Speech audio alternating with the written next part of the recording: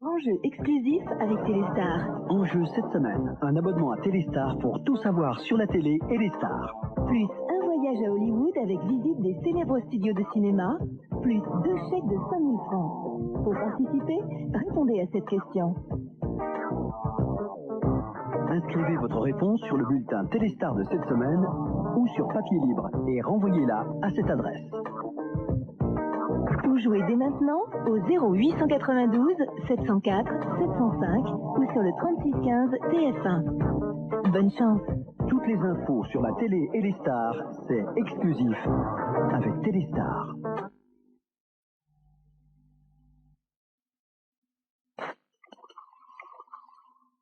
De Paris à Hollywood, toute l'actualité des stars dans Exclusif ce soir.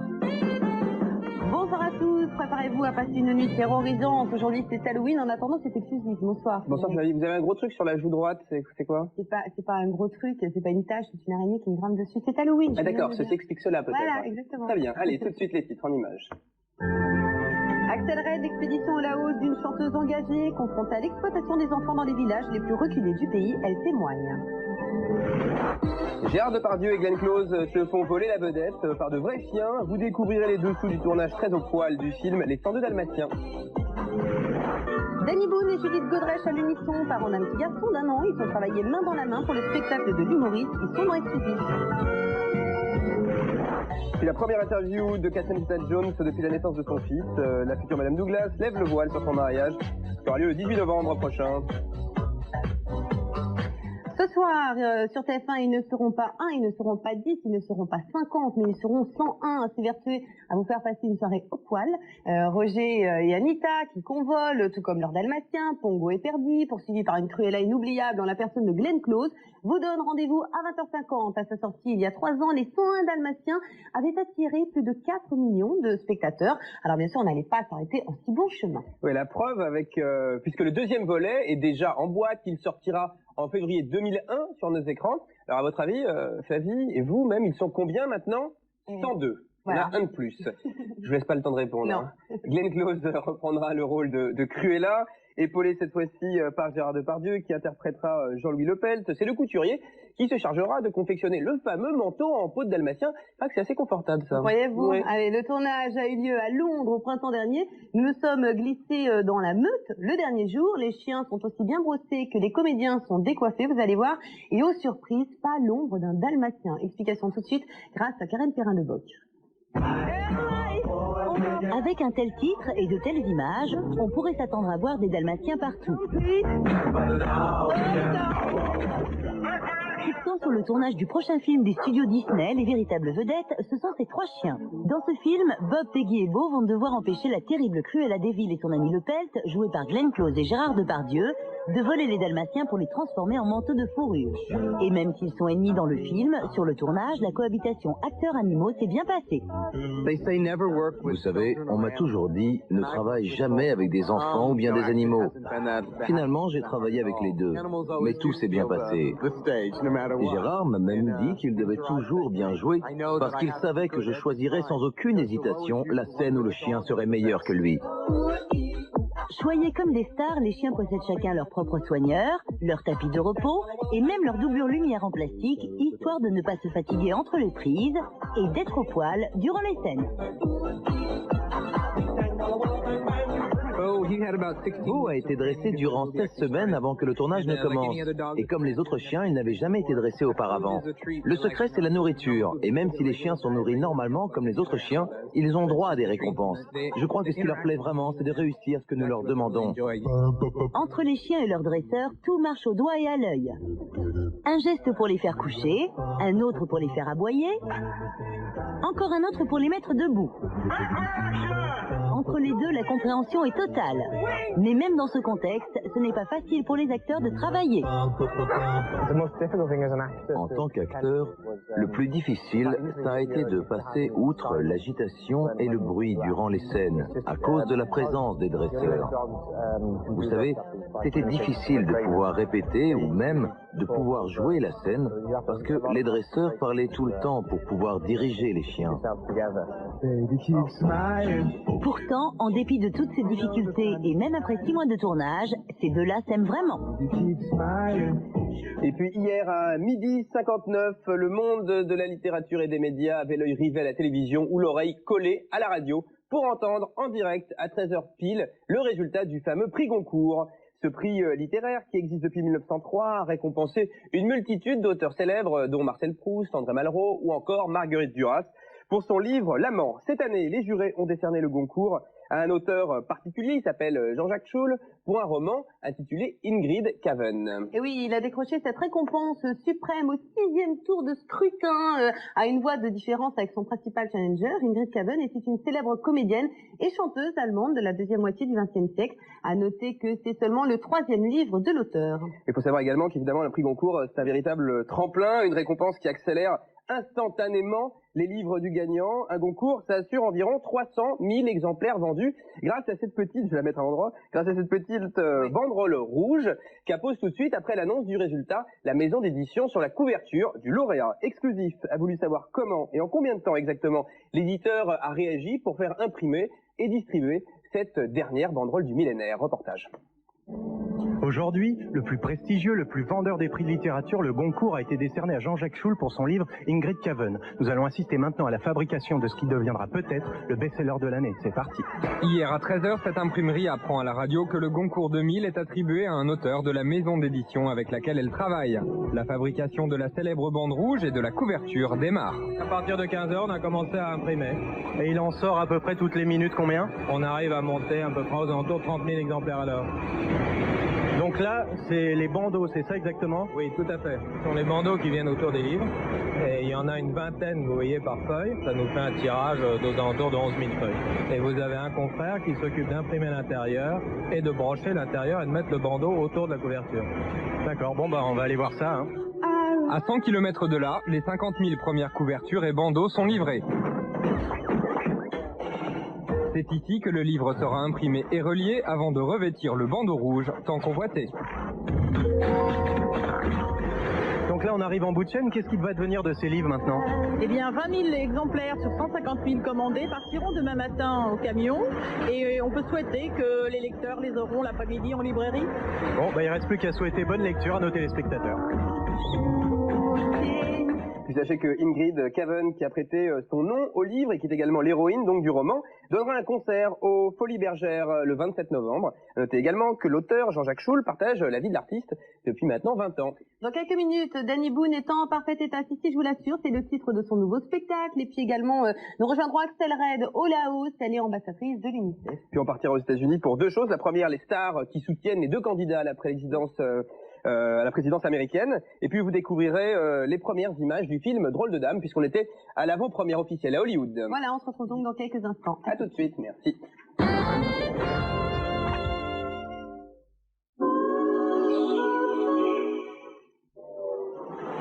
Freedom White, menthe douce, sans sucre.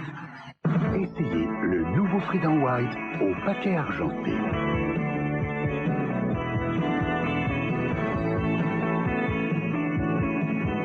Nouveau Freedom White, au goût exceptionnel. Le chewing-gum qui vous aide à garder des dents belles et blanches. Parlez-en à votre dentiste. Qui peut résister au goût unique et croustillant d'une galette Saint-Michel? Personne. Personne.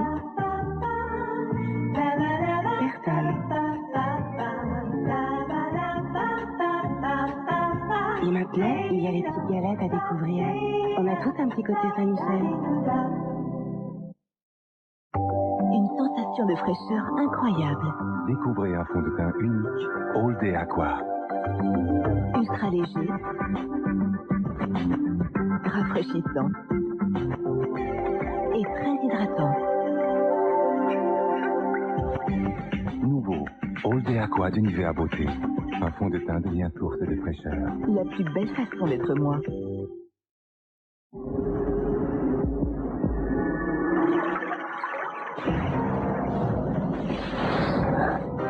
Et vous, qu'avez-vous fait de vos instincts? Eau minérale naturel Valvert, l'eau à l'état sauvage. Pour le président bébé, développer son sens du contact, faire tenir des idées rondes dans des concepts carrés, sont des découvertes capitales comme celle du goût. Alors, Nestlé a inventé Petit Duo, qui sépare la viande et le légume pour permettre à bébé d'apprécier chaque saveur et d'éveiller son goût. Chez Nestlé, le président c'est bébé.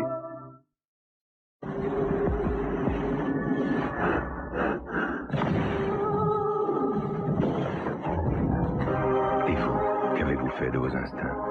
Eau minérale naturelle Valvert, l'eau à l'état sauvage. Le nouveau sac au sec d'Andibag est très résistant. Et surtout, très étanche, grâce à son fond anti-fuite. Nouveau sac au sec d'Andibag, plus fort sur les points faibles. Une famille utilise ses toilettes en moyenne 15 fois par jour. Pour les garder propres et fraîches, nouveau canard WC liquide actif. Contrairement à certains blocs traditionnels, il libère la même dose de canard liquide pour nettoyer et rafraîchir à chaque chasse. Ne passez pas votre vie à nettoyer les toilettes, Canard le fait pour vous. Nouveau canard WC liquide actif, encore une victoire de Canard. Qui décide de votre coiffure, vous ou vos cheveux? Nouveau, Fructistyle de Garnier, les premiers coiffants au micro-cire de fruits. Révolutionnaire, le spray micro-fixant. Étonnante, la pâte modelante. Jamais vu, le lait lissant. Une fixation ultra puissante, ultra longue durée. Vous êtes maître du jeu, maître de vos cheveux. Fructistyle, garanti par les laboratoires Garnier. Ces gens mangent un crème-rein. Attention, le crème-rein de Cœur de Lion risque d'introduire dans votre vie un plaisir totalement inattendu. Bon alors, Pince-Mi et Embrasse-moi sauvagement sont dans un bateau. Pince-Mi tombe à l'eau. Qu'est-ce qui reste? Embrasse-moi sauvagement? Tout à fait. Le crème-rein de Cœur de Lion. Attention, plaisir. Parce qu'on a tout le droit d'offrir à sa peau ce qu'il y a de mieux, aussi souvent que l'on veut. Yves Rocher a créé plus de 600 instituts de soins. Yves Rocher, on n'a jamais autant respecté la nature des femmes.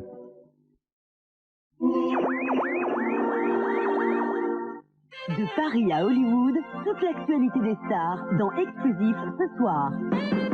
Mardi 31 octobre, bon anniversaire aujourd'hui à Salvatore Adamo. Bon anniversaire également à Séverine Ferrer. Et bon anniversaire également à Laurence qui a 25 ans aujourd'hui. Deuxième partie de l'émission, merci d'être avec nous. Nous sommes évidemment toujours en direct.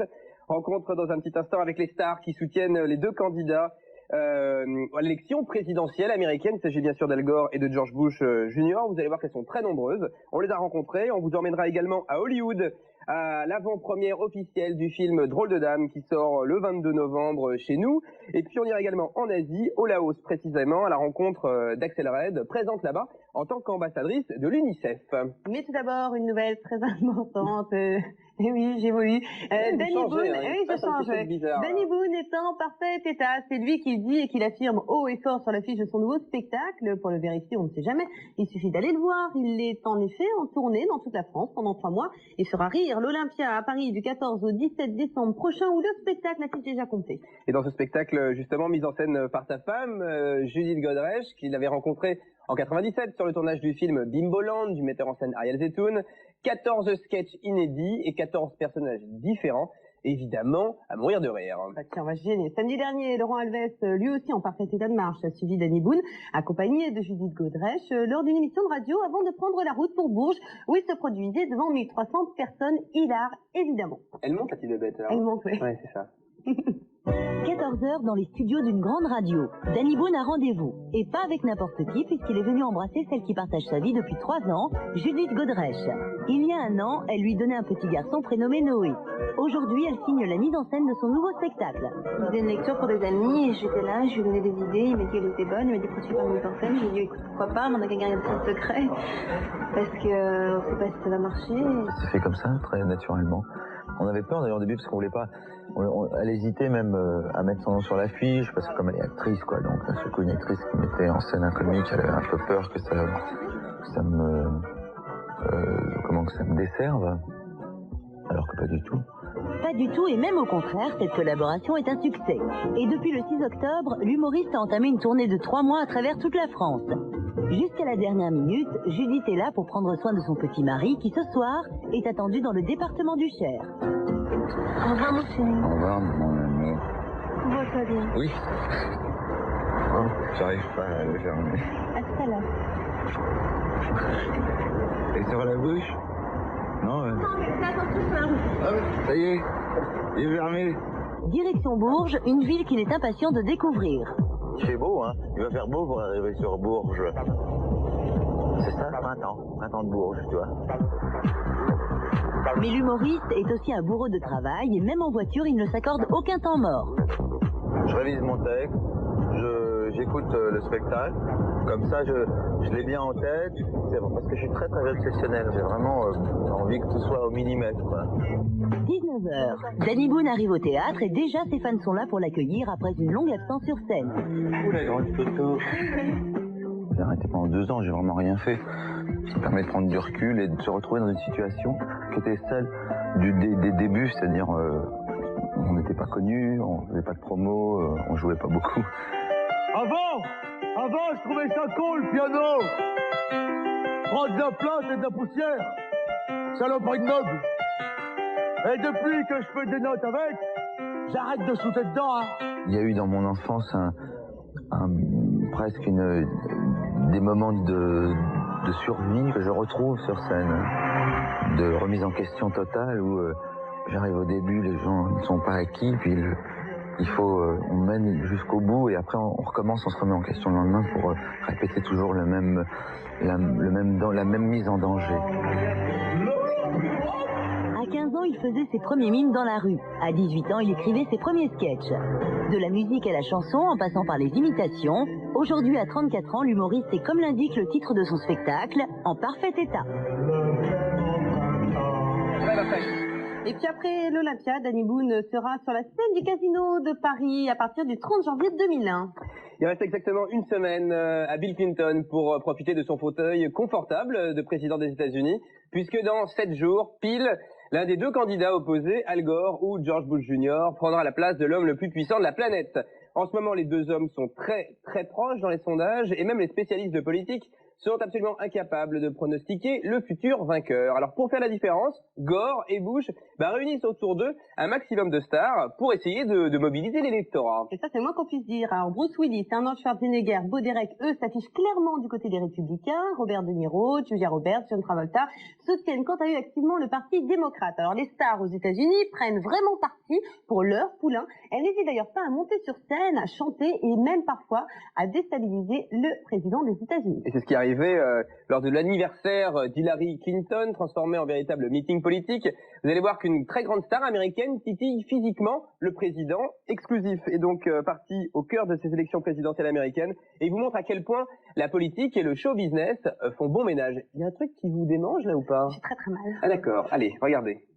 À une semaine des élections présidentielles, les stars américaines sont plus que jamais mobilisées. Hollywood reste un véritable bastion démocrate avec une fidélité quasi inconditionnelle à son candidat Al Gore. Je soutiens Al Gore à 100%. Je pense qu'il s'inscrit dans la ligne de son prédécesseur que je soutiens aussi. J'ai été démocrate toute ma vie, ce n'est pas aujourd'hui que je vais changer. Et puis je n'aime pas les autres. Même si certains thèmes de campagne démocrate proposent par exemple d'augmenter l'impôt sur la fortune, les stars comme Ben Affleck continuent de soutenir Al Gore et ses idées sociales. Je viens d'un milieu modeste où on avait peu d'argent et comme aujourd'hui j'ai la chance d'en avoir, je suis prêt à payer des impôts plus importants pour aider les autres. Malgré les efforts déployés, les derniers sondages donnent une légère avance au candidat républicain George Bush Jr. devant Al Gore. Je ne comprends pas pourquoi ils sont coude à coude. Comment peut-on souhaiter revenir 8 ans en arrière? Il n'y a que les enfants âgés de 8 ans aujourd'hui et qui ne se souviennent pas comment c'était en 92 pour en avoir envie. Mais à seulement 7 jours du vote, ce qui compte avant tout pour les acteurs, c'est d'inciter les électeurs à se rendre aux urnes. Peu importe le candidat à qui vous allez donner votre voix, car d'une façon ou d'une autre, le pays changera d'orientation. Mais ce qui est essentiel, c'est que vous vous déplaciez pour voter. Les stars du petit écran, quant à elles, ont pris la parole pour motiver les traditionnels abstentionnistes. Courtney Cox, par exemple, a tourné une annonce sur le plateau de la série Friends, où elle s'adresse directement aux électeurs. Rien ne changera si vous ne votez pas. Mais Al Gore ne fait pas l'unanimité à Hollywood. Arnold Schwarzenegger, Bruce Willis ou encore Bo Derek restent fidèles aux candidats républicains. D'autres n'ont pas encore fait leur choix, comme Michael J. Fox. L'acteur d'origine canadienne vient d'obtenir la nationalité américaine. C'est la première fois que je vais pouvoir voter. Et je ne sais pas encore pour qui, mais franchement, personne pour l'instant ne m'a vraiment convaincu. Mardi prochain se dérouleront également les élections sénatoriales. Entre autres candidates, Hillary Clinton au poste de sénateur de New York. Les stars étaient donc au rendez-vous la semaine dernière lors de la soirée de gala organisée pour les 53 ans de la First Lady. Parmi les invités, Tom Cruise, mais aussi Robert De Niro, qui a donné une petite leçon à Bill Clinton pour son futur déménagement à New York.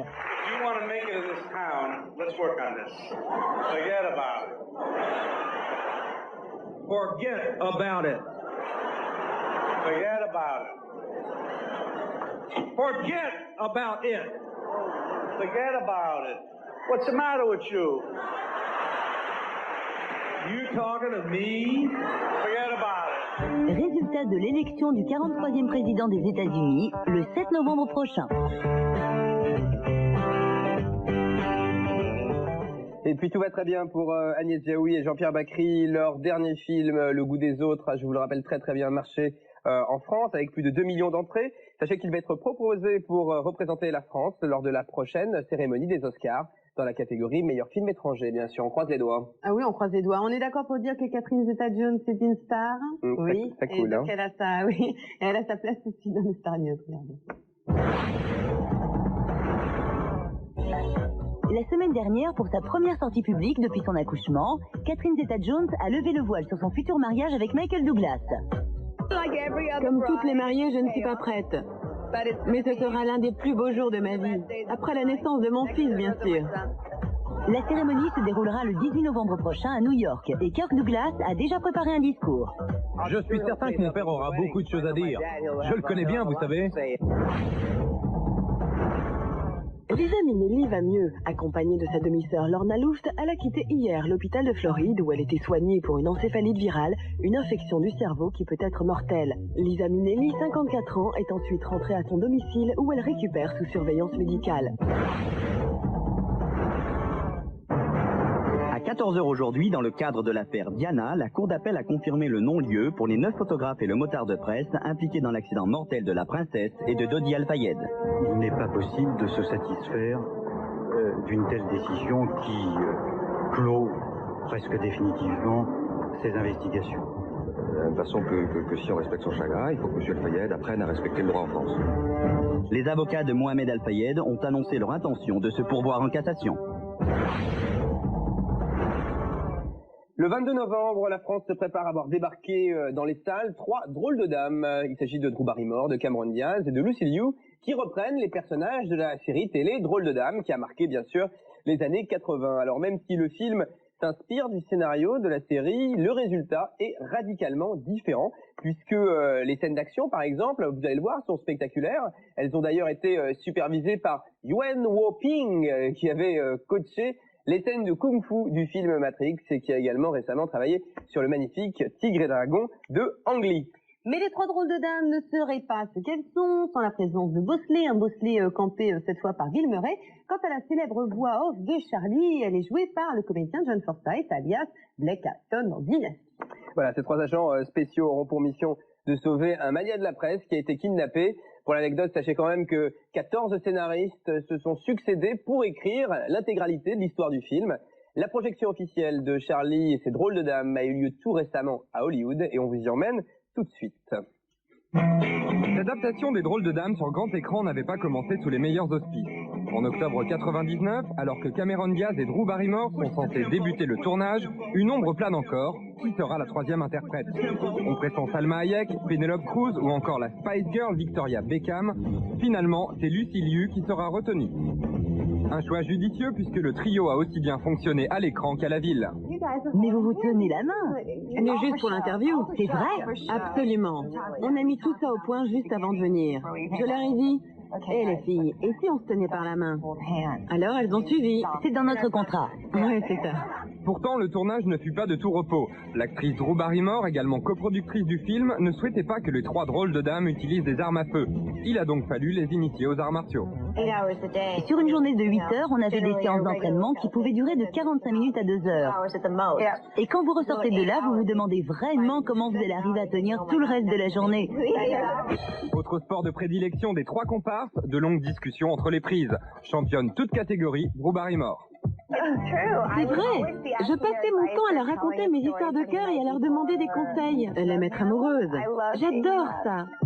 Cette joyeuse équipe s'est retrouvée la semaine dernière à l'avant-première du film à Hollywood. Plusieurs mois après la fin du tournage, leur amitié semble intacte. Chaque jour nous a un peu plus rapprochés les unes des autres. Et cette complicité se voit dans le film.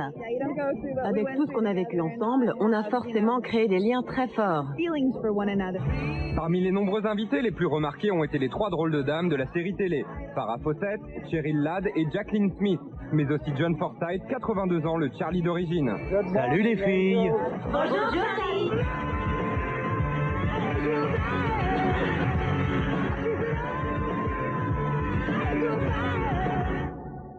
On peut caracoler en haut des hit parades, aimer les fringues, vivre dans un monde de paillettes et partir sac sur le dos et cœur gros comme ça à la rencontre de ceux qui souffrent. C'est le cas d'Axel Red, ambassadrice exceptionnelle de l'UNICEF depuis 1997, qui vient de se rendre dans l'un des pays les plus pauvres du monde, le Laos. Le Laos est situé en Asie du Sud-Est, entre la Thaïlande et le Vietnam. Là, Axel Red a réalisé la pauvreté du pays, la malnutrition, la maladie et l'exploitation des enfants. Les images, vous allez voir tout de suite, parlent d'elles-mêmes.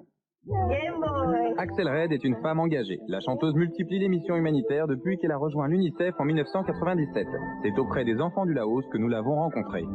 Moi, j'ai pu réaliser un rêve d'enfance. Je voulais devenir chanteuse, déjà à l'âge de 6 ans. Et si j'étais née ici, jamais de la vie je serais devenue chanteuse. Et donc, s'il ne fût-ce que quelques enfants pourraient au moins avoir la chance de réaliser leur rêve, c'est très génial et c'est pour ça que je le fais. Axel a voulu découvrir les conditions de vie dans les villages les plus reculés. Dans une fabrique de sel, elle a pu se rendre compte de l'exploitation des enfants, mais la réalité est parfois même encore plus perverse. En Thaïlande, on peut très bien s'imaginer les problèmes qu'il y a, parce qu'ici on vient recruter les enfants, et donc souvent ils arrivent dans la prostitution. Et les familles, s'ils ne le savent pas, ils pensent que leurs enfants travaillent dans des usines, mais bon, ils commencent à se rendre compte du problème, donc ils sont contents que l'UNICEF veut aider à ce problème.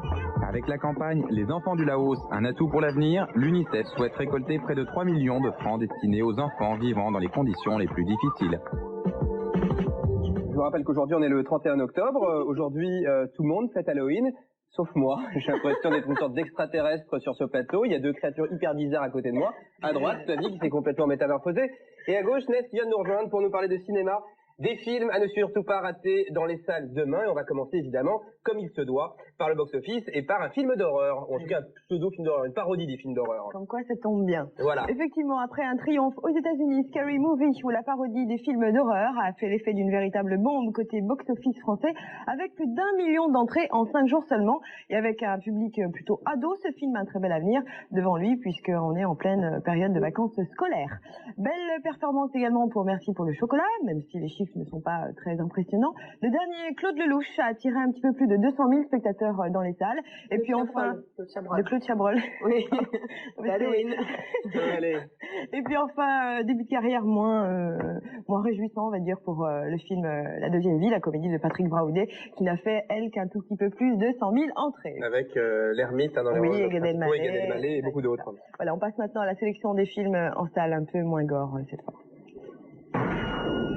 Coyote Girl, un film de David McNally avec Piper Perabo et Adam Garcia.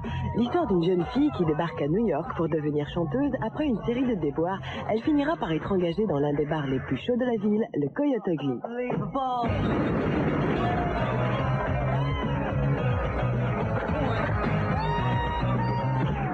You're unbelievable.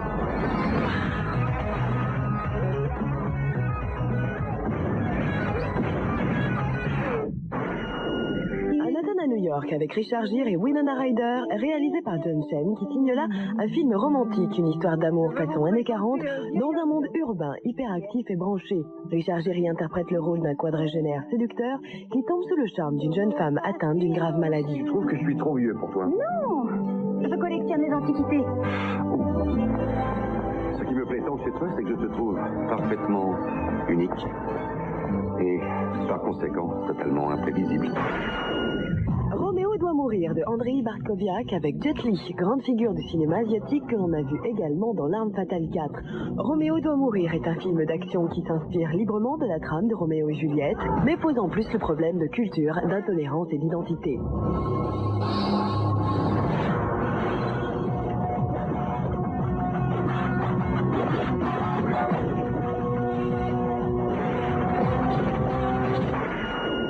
Mark Wahlberg, Joaquin Phoenix, Charlize Theron, James Caan et Faye Dunaway sont réunis dans The Yards, un film de James Gray.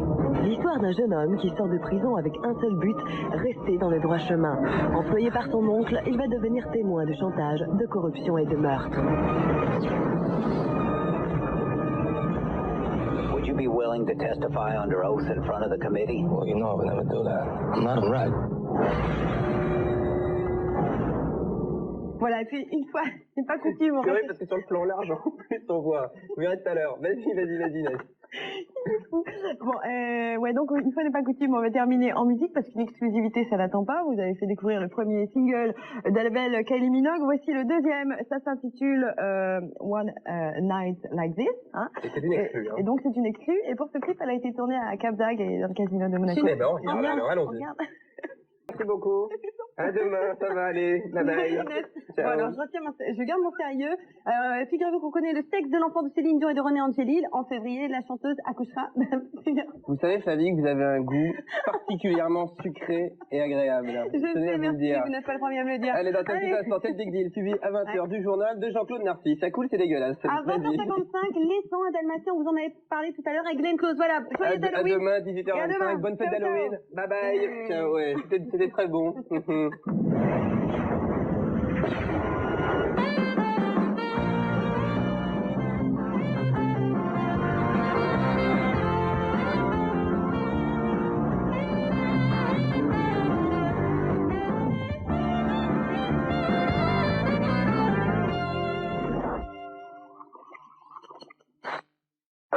Toutes les infos sur la télé et les stars, c'est exclusif avec Téléstar.